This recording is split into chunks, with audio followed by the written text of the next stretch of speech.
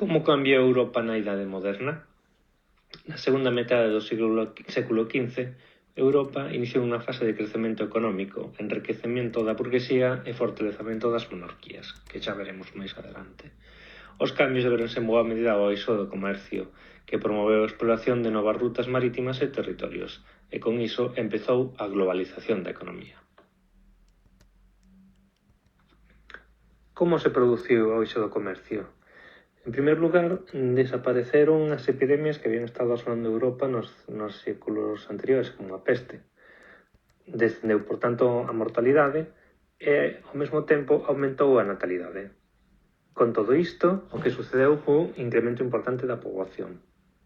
E ese incremento da poboación o que fixo é necesitar máis alimentos. E para poder ter máis alimentos, houbo que pasar a cultivar novas terras e tamén houbo que mellorar o rendimento dos terreos que agora se estaban traballando.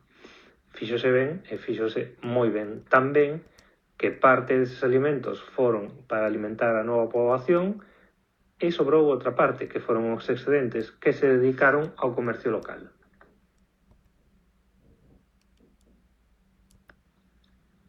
A partir dos comercios locales, o que se fixo foi tamén comenzar o comercio terrestre con lugares máis apartados e traer, por exemplo, a seda de Italia, a la de Castela, o pano dos Países Baixos, o vino francés ou o mental alemán.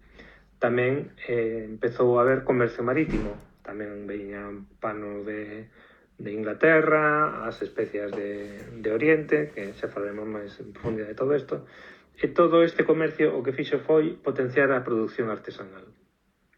Facían falta produtos para vender neses mercados, polo tanto se desenvolveu a manufactura. E coa existencia desta produción artesanal, estos artesanos, estos comerciantes, a xente xa non tiña que vivir ao lado dos cultivos, co cal se asentaban nas cidades e as cidades iban crecendo.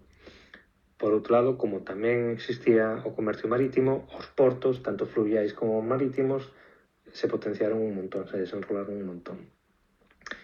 E que facía falta para todo este comercio, toda esta producción artesanal? Diñeiro. Apareceu a banca. O obxectivo da banca era prestar cartos aos comerciantes e aos produtores para poder financiar as viaxes e as compras de mercadorías e a cambio eles obtiñan a súa parte.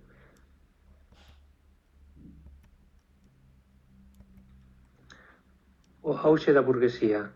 A burguesía basaba o seu poder, non era como o eclesiástico, non era como o monárquico, algo tiñan que ter. O seu poder o basaban na posesión de capital para a realización de actividades económicas. Estas actividades económicas serían os viaxes comerciais, a manufactura ou a banca, tal como estuvimos vendo. Certas familias convertéronse moi importantes, como os Fugger ou os Medici, gracias a todo isto. Por exemplo, os Medici, como xa vimos nos vídeos, empezaron na parte de atrás da súa casa cun negocio de paño e coñeceron un cura que terminou sendo papa, foron os bancos do Vaticano e foron os regentes de Florencia, nada menos. Entón, bueno, era a maneira de prosperar. E todo isto o facían para obter beneficios. Isto podría decirse que é como o inicio do capitalismo.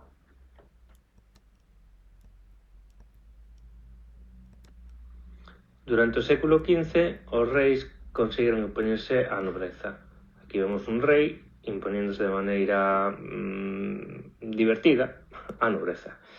Centralizaron o poder. Isto significa xa non só que o rei era o que manda en todo, senón que alá onde iba el deixaba de haber parlamentos territoriais, estaba todo no mesmo sitio. E falando de parlamentos,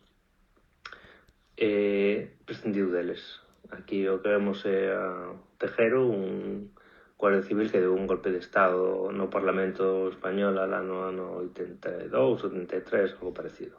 Bueno, un pouco máis do tempo. E con todos estes ingredientes aparece a monarquía absoluta. E que fixo falta para poder manter este poder? Pois un exército permanente, a burocracia para controlar todo a nivel administrativo e a facenda. Pero imagina se foran riquimortos encargados da facenda. Meu Deus. E por último, xa que se estaban creando os países para poder manter os lazos de conversación entre eles, creouse a diplomacia.